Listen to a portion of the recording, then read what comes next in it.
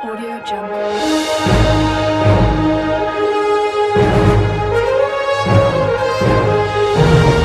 Audio Jungle.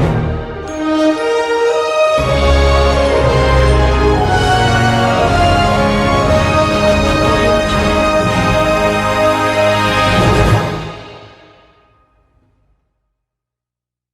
Bonjour à tous et bienvenue dans cette nouvelle vidéo.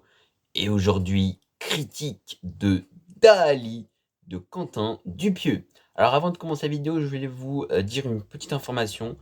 Voilà, en début de semaine, malheureusement, je suis tombé malade. Donc je n'ai pas pu vous faire des vidéos, je suis vraiment désolé. Je vais essayer d'être plus présent au retour des vacances parce que, et oui, je m'en vais dans 2 jours en Allemagne. Voilà, donc n'hésitez pas dans les commentaires à me dire si vous avez des trucs à me dire pour que je puisse partir en Allemagne sereinement, on va dire ça comme ça. Si vous avez des petits conseils, des petites choses à dire sur l'Allemagne, si vous avez déjà été en Allemagne. Enfin bref, j'ai été malade, mais là je vais mieux et je vous fais une vidéo critique de Dali de Quentin Dupieux. Alors, Dali de Quentin Dupieux, c'est un film qui m'a surpris parce que je trouvais qu'il était assez drôle. Et c'est vrai que dans le film Dali, donc je vais vous dire le synopsis du film. Donc c'est le personnage de Salvador Dali, donc le peintre, où on propose de faire un film documentaire.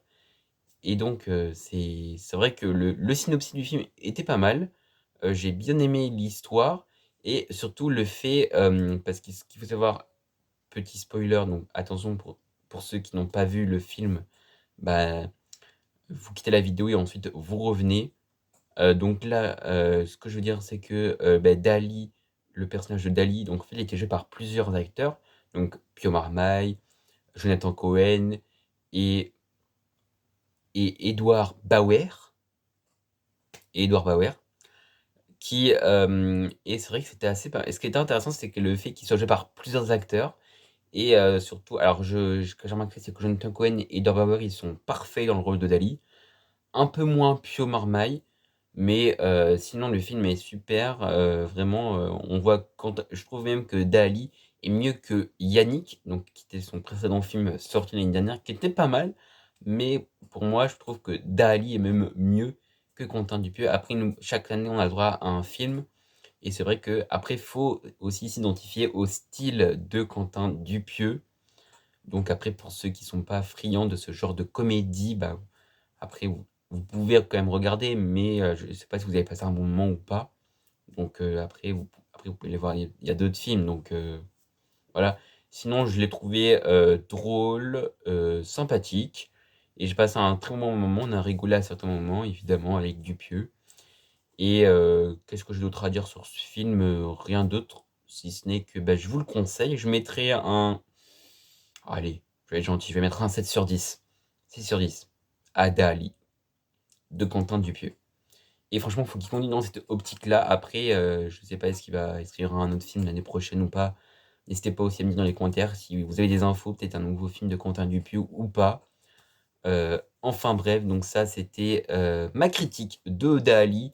Drôle, émouvant, sincère, je l'ai kiffé, mais sans plus. Ça veut dire que ça va pas être mon summum de comédie, même si je vais vous avouer quelque chose quand même, je préfère un peu plus l'humour de la bande à Fifi. Donc je sais pas si vous connaissez cette bande-là. Donc la bande à Fifi, donc composée de Philippe Lachaud, Tariq Boudali, Julien Ruti, Vanessa Guide.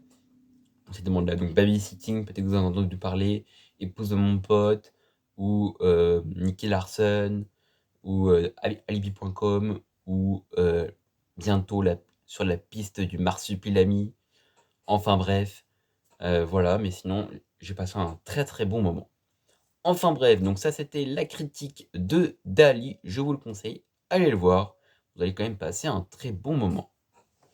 Pour la suite de cette vidéo, on va parler, attention, attention, de mes craintes concernant, attention, mes craintes concernant le film Gladiator 2. Alors oui, je sais, ça fait 20 ans que Gladiator est sorti, que c'est un chef-d'œuvre. Moi, j'ai beaucoup aimé Gladiator. C'est vrai que c'est un gros chef-d'œuvre.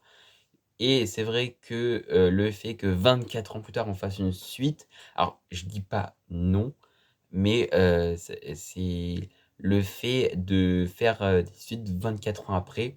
Alors oui, OK, ils veulent raconter l'histoire sur le fils, de Maximus, mais c'est je suis un peu réticent parce que parce que ma question c'est: «Est-ce que ça va être, un flop ou pas?»